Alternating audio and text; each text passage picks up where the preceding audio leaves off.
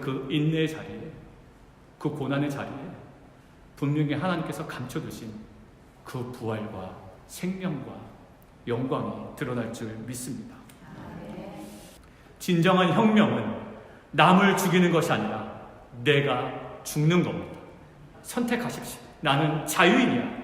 나에 대한 처신에 대해서는 후회함이 없어. 그러나 처분이 부당하다 할지라도, 그것이 가혹하다 할지라도 그 고난을 감당해내는 영광스러운 십자가의 삶을 통해 놀라운 부활의 역사가 임할 줄 믿습니다.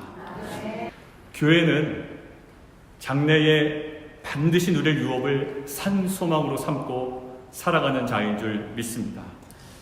그렇기 때문에 세상에 속한 자는 아닙니다.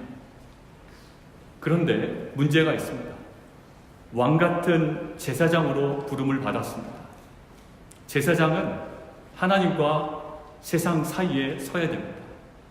그래서 하나님께로 그 세상을 이끌 사명을 가진 자들입니다. 산소망은 영원히 받을 유업이 있지만 우리가 이 땅 가운데 살아가야 하는 현실이 있습니다. 때문에 우리는 동시에 세상에 소망 두진 않지만 세상 속으로, 세상 중심부로 들어가야 합니다. 세상과 끊임없이 지속적으로 관계를 맺고 살아가야 합니다. 그렇다면 질문이 생기는 겁니다. 세상 속에서, 그리고 세상과의 관계 속에서 어떻게 관계 설정이 이루어져야 합니까? 어떻게 살아가는 것이 십자가 신앙으로 세상 속에 살아가는 것인가? 라는 질문입니다. 오늘 이러한 주제를 가지고 두 가지 이슈를 통해 좀 말씀을 나누도록 하겠습니다. 세상 속에 살아갈 때 그 십자가 신앙으로 살아가는 첫 번째입니다. 하나님의 영광이 기준이 되어야 합니다. 하나님의 영광이 기준이 되어야 합니다. 신자들의 선한 행위, 그러나 그것들은 우리가 받는 구원의 원인이 되지를 않습니다. 아무리 많은 선행을 한다고 해서 구원을 이뤄내는 것은 아니라는 겁니다. 그렇다면 우리는 무엇으로 구원받습니까? 오직 예수 그리스도의 죽으심과 부활, 그리고 그 먼저 우리가 죄인 되었음을 고백하고 그 죽으심과 부활을 믿음으로 은혜로 말미암아 구원받은 줄 믿습니다. 그렇다면 왜 그렇게 우리가 구원받은 이후에 일터에서 정직하고 부당한 대우에서도 참아내야 되고 악한 사람들을 만나도 왜 바보처럼 은혜를 끼치는 사람이 되어야 하는가? 베드로는 오늘 이렇게 설명합니다. 오늘 읽진 않았지만 오늘 포함되는 본문 12절입니다. 오늘 성경책 좀 보실까요? 너희가 이방인 중에 행실을 선하게 가져 너희를 악행한다고 비방하는 자들로 하여금 너희 선한 일을 보고 오시는 날에 하나님께 영광을 돌리게 하려 함이라. 결국 하나님의 영광이 이유가 되는 겁니다. 내가 더 많은 것들 얻으려고 하는 것도 아니에요. 십자가 삶을 살아가면 그렇지 않은 신자보다 더 인정받기 때문에, 더 고상하기 때문에 그 길을 걸어가는 것도 아닙니다. 제일 먼저는 하나님께서 우리에게 원하시는 길이요, 우리의 실제적인 이유는 하나님의 영광 때문에. 구원을 받았다면 구원받은 우리 속에는 점점 더 하나님의 영광을 사모하는 불붙는 열정이 생깁니다. 여러분들 다윗 아시죠? 다윗이 골리앗과의 전투에서 가장 힘들어했던 부분은 무엇이었을까요? 자신의 약함도 아니었어요. 자신의 나이 어린 연소함도 아니었다. 덩치의 왜소함도 아니었어요. 그가 가장 분노하고 가장 안타까워했던 것은 골리앗이 하나님의 이름을 모욕하고, 그게 가장 힘들었어요. 하나님의 영광이 추락하는 것, 그것을 볼 수가 없었던 거예요. 그래서 사울왕도 실은 선뜻 나가지 못합니다. 골리앗이 만만치가 않은 이 스펙을 가지고 있거든요.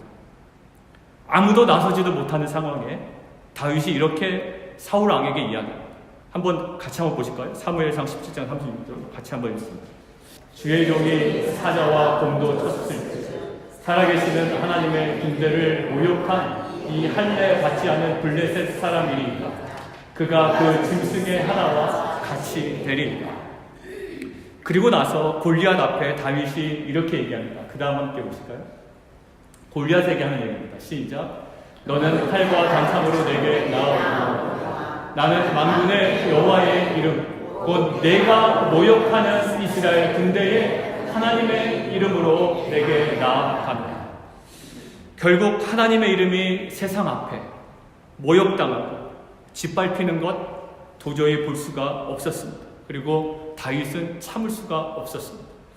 결국 만군의 여호와의 이름으로 추락하고 짓밟히는 그 하나님의 그 이름으로, 거룩한 이름으로 그 영광을 사모하며 담대하게 골리앗이라는 고난 앞에, 골리앗이라는 그 장애물 앞에 나아갈 수 있었다라는 것. 모세도 마찬가지입니다. 이스라엘 민족 금송아지 사건 아시죠? 출애굽기 32장에 나오죠. 하나님께서 대노하셨습니다. 이럴 수가 없다라는 거예요. 그때 모세는 이렇게 얘기합니다. 내 이름은 생명책에도 지워도 됩니다. 그러나 하나님께서 애굽에서 건져내신 이 백성만큼은 쓸어버리지 않으셔야 됩니다. 그럴 수 없습니다. 이야기하면서 신명기에 이렇게 기록되어 있습니다. 주께서 우리를 인도하여 오신 그 땅 백성이 말하기를 여호와께서 그들에게 허락하신 땅으로 그들을 인도하여 드릴 만한 능력도 없고 그들을 미워하기도 하사 광야에서 죽이려고 인도하여 내셨다 할까 두려워하나이다. 하나님의 그 영광이, 그 하나님의 이름이 조롱당하는 것을 참을 수가 없었던 거예요. 하나님, 제가 생명책에서 지워지는 것은 괜찮습니다. 제가 사람들 앞에 무시당하는 것은 괜찮습니다.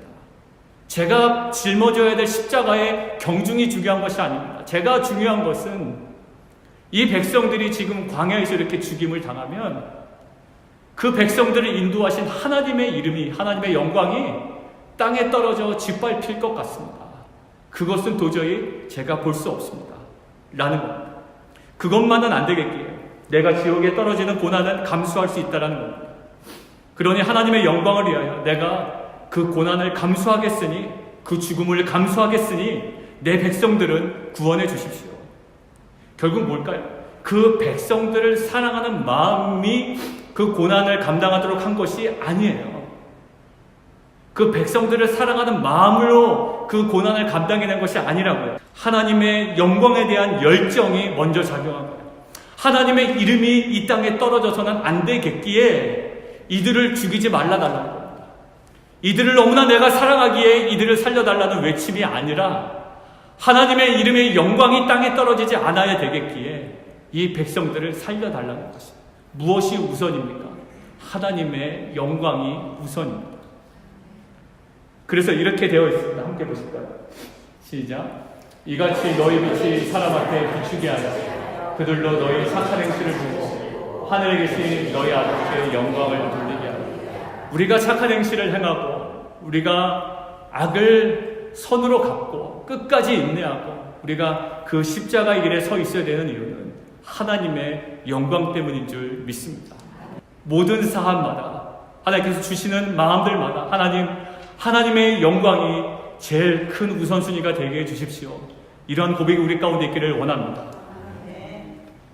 우리가 세상의 부당한 대우와 처분에도 끝까지 선행으로 감당할 수 있는 것은 15절에 이렇게 나와 있죠. 그들의 무식한 말을 막기 위하여 선행을 감당할 수 있는 것은, 그리고 16절 우리가 자유가 있으나, 17절 무사람을 공경하고 형제를 사랑하며 왕을 존대하는 선행을 감당할 수 있는 것은, 19절 부당하게 고난을 받아도, 20절 선을 행하며 참아낼 수 있는 것은 결국 하나님 영광에 대한 열정 때문인 줄 믿습니다. 여러분들, 애국자가 없는 나라는 결국 망합니다. 개인의 이익만 추구하는 집단들 망합니다. 아무리 국민들이 많아도, 인구가 많아도 망합니다. 하나님의 나라도 마찬가지입니다. 애국자를 원하시는 거예요. 우리 안에 다윗과 모세가 고난 속에서도 한결같이 견지했던 하나님 영광에 대한 뜨거운 열정이 우리 가운데 회복되기를 원합니다. 구원은 사실 나를 위한 거예요. 그렇지만 구원받은 나는 하나님의 영광을 위한 것임을 기억하는, 또 그렇게 살아가는 성도님 되시기를 원합니다. 우리가 첫 번째는 하나님의 영광이 기준이 되어야 합니다 라고 나눴습니다. 두 번째는 이것입니다. 처신은 자유이며 처부는 종처럼 감당하는 것입니다. 우리의 처신은 자유인처럼, 그러나 그로 인한 처부는 종처럼 감당하는 겁니다. 우리는 세상에 속하지 않은 영원한 하나님 나라의 소망을, 그것을 가지고 살아가는 자입니다. 자유인이에요.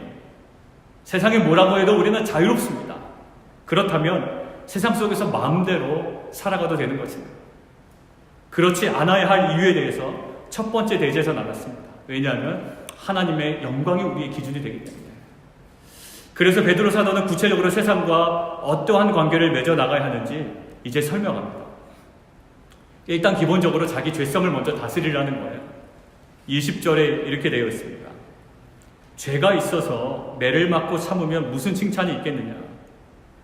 그러니까 그거는 당연한 거 아니냐. 너가 죄를 져놓고 그것 때문에 고난받는데 그거를 막 십자가라고 애써서 얘기하면 얼마나 창피하냐는 거야. 그러니까 네가 죄를 짓고 당하는 고난은 얘기하지 말자. 그러니까 조심하자라는 거야. 때문에 11절에 이렇게 나와 있습니다. 11절 보시면 거루민과 같은 나그네 너희를 권한다. 영혼을 거슬려 싸우는 육체의 정욕을 제어하라. 그런데 넘어지지 말라. 그러니까 세상 룰을 잘 지키라는 거죠. 그리고 두 번째, 세상의 권위와 공경과 순종을 이야기합니다. 13절에 이렇게 나와 있어요. 인간의 모든 제도를 주를 위하여 순종하되 혹 위에 있는 왕이나 혹은 그가 악행하는 자를 징벌하고 선행하는 자를 포상하기 위하여 보낸 총독들에게도 그렇게 하네요. 그리고 18절에 사원들아 범사에 두려워함으로 주인들에게 순종하되 관용하는 자들에게만 아니라 또한 까다로운 자들에게도 그리하네요. 자, 그렇다면 질문이에요.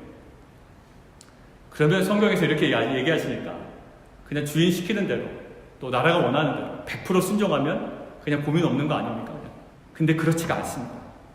그렇다면 실은 그들에게도 고난이 없어요. 왜요? 세상이 원하는 대로 살아주면 실은 세상은 그들을 괴롭히지 않습니다. 근데 그렇지가 않아요. 항상 마지노선이 있다라는 거예요. 마지노선. 첫 번째 내재에서 언급한 그 하나님의 영광이잖아요. 근데 이것에 손상이 가면 안 되는 거예요. 그리고 오늘 13절에 명확하게 다시 표현되고 있습니다. 그 하나님의 영광과 비견할 만한 그 이유가 뭐냐면 13절에 주를 위하여 순종하래요. 그냥 100% 무조건 바보처럼 순종하는 것이 아니라 주를 위하여 순종하래요. 결국 하나님의 영광을 위하여 그리고 주를 위하여, 이것이 세상 속에 세상과 관계 맺어가는 우리에게 제시하는 중요한 기준이 될 거예요. 주의 영광을 위하여 그리고 주를 위하여. 자, 여러분들 이 당시 교회, 우리 베드로전서 이제 소도에서 나눴지만 이 당시 성도들이 당하는 현실적인 모습들이 오늘 본문에 나와 있습니다. 12절 중반부에요. 악행한다고 비방당하고 있어요, 지금. 그죠? 그리고 15절입니다. 복음에 무지한 자들이, 또 어리석은 자들이 무식한 말을 막 내뱉습니다. 그 성도들에게. 그리고 18절에 부당하고 잔혹하게, 결국 까다롭다라고 되어 있죠. 부당하고 잔혹한 자들에게 잔혹하게 대하는 주인들이 있어요. 이것이 지금 그들이 당하고 있는 현실입니다. 이 모든 것들을 한마디로 정리할 수 있는 것이 몇 절이냐면 19절이에요. 부당하게 고난을 받고 있어요. 이것이 지금 그들이 당하고 있는 현실이에요. 부당한 고난, 이해 안 가는 고난. 예전에 개역 성경에서 보면 애매한 고난, 애매한 고난, 이 부당한 고난, 이것이 이 베드로전서 배경이 되는 소아시아 지역의 성도들 그리고 우리들에게 임한 상황이에요. 그리고 왜 이런 고난이 주어졌을까요? 왜 그 당시에 그 교회들은 왜 그 고난을 감당해야 됐을까요? 그들이 정말 많은 범죄를 저질렀기 때문일까요? 그렇지가 않아요. 그렇다면 왜 이런 고난이 그들에게 주어졌는가? 이런 겁니다. 당시 로마 사회에서 가장 선이라고 생각하는 그런 관행들을 누가 따르지 않아요? 교회가 따르지를 않습니다. 더 깊이 들어가면 로마 사회에서 대부분이 섬기고 있는 그 다신들이 있어요. 여러 가지 이방신들이 있다고요. 근데 그 신들을 뭐라고 합니까? 교회에서는 우상이라고 해요. 그래서 그들 신들에게 예배하는 공식 행사에는 나타나질 않아요. 한 패거리가 안 되는 거예요. 또 로마의 공식적인 종교 행사라는 것이 결국 어디로 갑니까? 술잔치로 흘러간다. 그리고 음탕한 행실들, 부도덕한 관행들로 점철돼요. 결국 그리스도인들은 소위 이런 문화 행사에도 참여할 수가 없었던 거예요. 왜? 순종하려면 아니에요. 왜요? 주의 영광을 위하여, 주를 위하여 이것만큼은 안 되는 거예요. 그러니까 100% 순종했던 것은 아니었던 거예요. 꺼려했죠. 그래서 초대교회 교부였던 터툴리안이 이렇게 얘기합니다. 그 당시 상황을, 초대교회 상황을 이렇게 얘기해요. 우리에게 있어서 국가보다 더 낯선 것은 없다라고 이야기해요. 그 당시 초대교회 성도들 입장에 우리에게 있어서 국가보다 더 낯선 것은 없대요. 너무나도 괴리감이 있는 거예요. 결국 하나님의 영광을 위해서 그 지점에서는 물러남이 없었던 것이 성도들이에요. 자, 어떻게 될까요? 처신에 대해서는, 자신의 처신에 대해서는 자유인처럼 행한다는 것, 이것은 결국 뭐냐면 나는 자유인처럼 세상에 소속되지 않고 주의 영광을 위하여, 주를 위하여 내 자유를 온전히 펼치고 살아간다. 우리도 상사에게 순종하라는 것, 상사가 권하는 모든 것들을 따라가는 거 아니에요. 직장 상사가 원하는 것 있죠. 뭐 술 한잔 권할 수도 있습니다.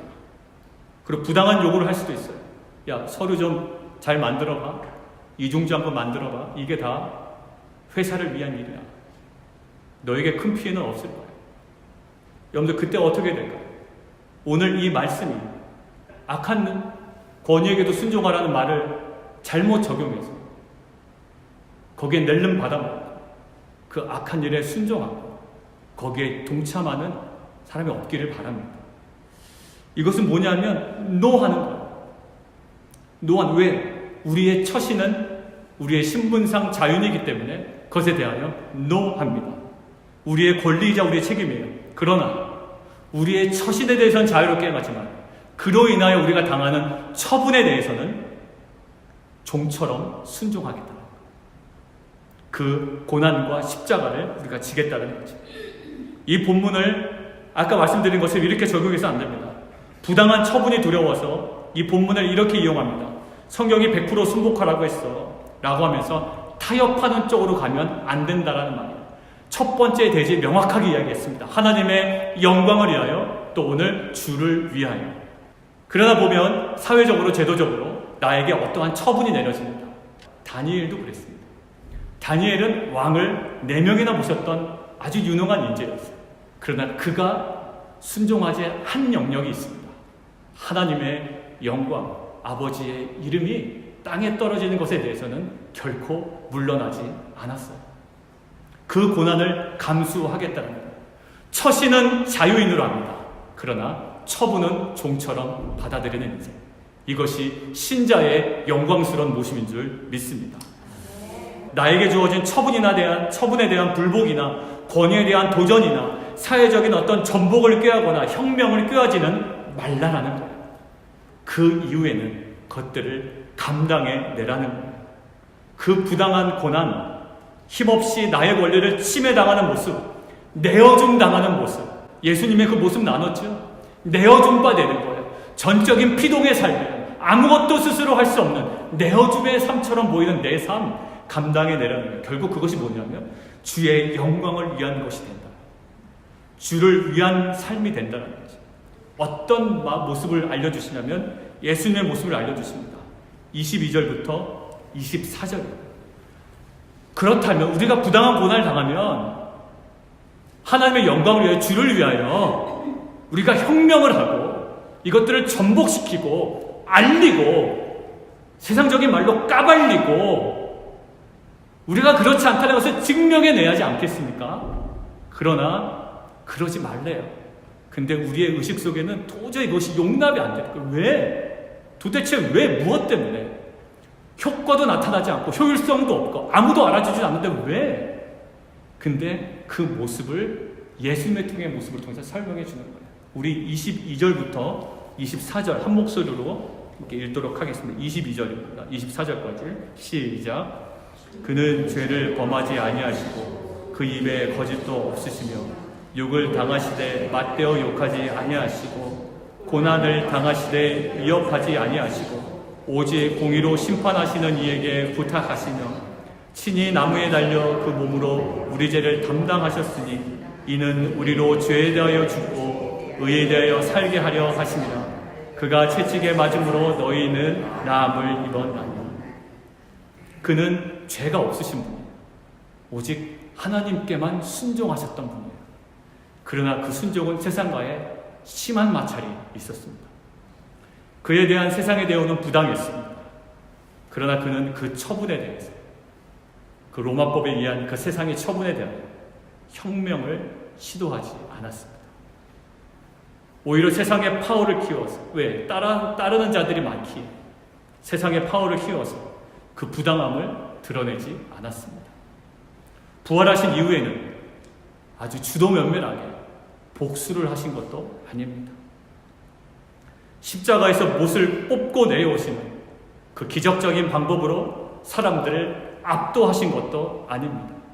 그러나 충분히 하실 수 있는 분이었습니다. 오직 예수님께서 그 부당한 십자가에 대하여 보여주신 삶은, 모습은 이렇습니다. 그 고난에 대하여 묵묵히 감당하신 겁니다. 그리고 말없이 그 십자가에서 달려 돌아가셨습니다.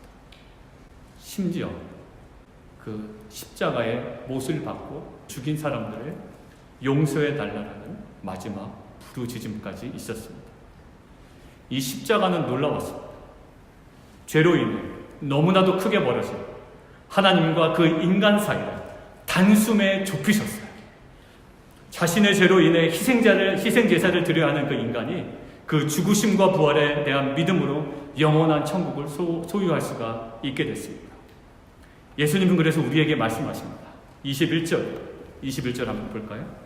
이를 위하여 너희가 부르심을 받았으니 그리스도도 너희를 위하여 고난을 받으사 너희에게 본을 끼쳐 그 자취를 따라오게 하려 하셨느니라. 부르심을 받았대요. 얼마나 영광입니까? 하나님께서, 주님께서 저와 여러분들 이런 영광스러운 삶에 불러주셨다라는 거예요. 근데 그 부르심이 막연히 우리에게 던져주고 한번 살아봐라 그런 것이 아니고 우리에게 본을 보여주셨대요. 그 본이 아까 읽은 22절부터 24절입니다. 너희를 위하여 고난을 받아 너희에게 본을 끼쳐 그 자취를 따라오도록 하셨대요. 여러분들의 억울함, 그 안타까운 그 고난들, 여러분들은 정말 잘 살아보려고 했지만 여러분들의 의지와는 전혀 다른 지금 삶의 방향들, 또 세상은 전혀 이해하지 못하는 나의 삶의 고난들, 심지어 성도들조차도 예수 믿는 사람이 왜 그런 일을 당하냐고 그 고난에 대하여 이해하지 못하는 이러한 상황들. 근데 그 고난을 주님께서는 다 알고 계십니다. 하나님의 영광을 위하여, 또 주를 위하여 사람들과의 관계 속에서 감당해내는 말 못할 여러분들의 고난을 알고 계십니다. 왜냐하면 주님께서는 정말 그 길을 온전히 감당해내셔서 그 죽음 이후에 정말로 약속된 부활을 경험하시고 드러내신 분이기 때문입니다. 여러분, 예수님의 육신적인 어머니 마리아, 지난 연말에 우리 함께 큐티한 거 기억나시죠? 처녀가 잉태하여 아들을 낳았다는 것. 2000년이 지난 지금 우리에게야 정말 마리아 대단하다라고 이야기하지만 여러분들 2000년 전에 마리아 입장에서 한번 생각을 해보십시오. 그 당시는 처녀가 임신했다 그러면 수군수군 됩니다. 무슨 성령으로 잉태돼? 다 그렇고 그런 거지. 자기 정혼한 요셉도 그런 일이 없다고 하니 저 어디 가서 이상한 데 타고 돌아다녔다고 그 이야기 계속 듣습니다. 약속의 말씀은 있지만 우리가 누려야 될 그 영광스러움은 알지만 지금 사회적으로는 전혀 이해할 수 없는, 아무도 이해해주지 않는, 아무리 어떠한 말로 변명해도 사람들이 들으려고도 하지 않는 그런 이 삶입니다. 어떤 설명으로도 해결되지 않는 삶입니다. 약속은 있지만 내가 지금 감당해야 되는 고난이 있는 거예요. 그게 마리아의 삶이었습니다. 답답하죠. 이러한 저항감이 들지 않았을까요? 우리 집사님들 남성 큐티방에서도 우리가 얘기했지만 그런 영광 나에게 주어지지 않아도 됐습니다.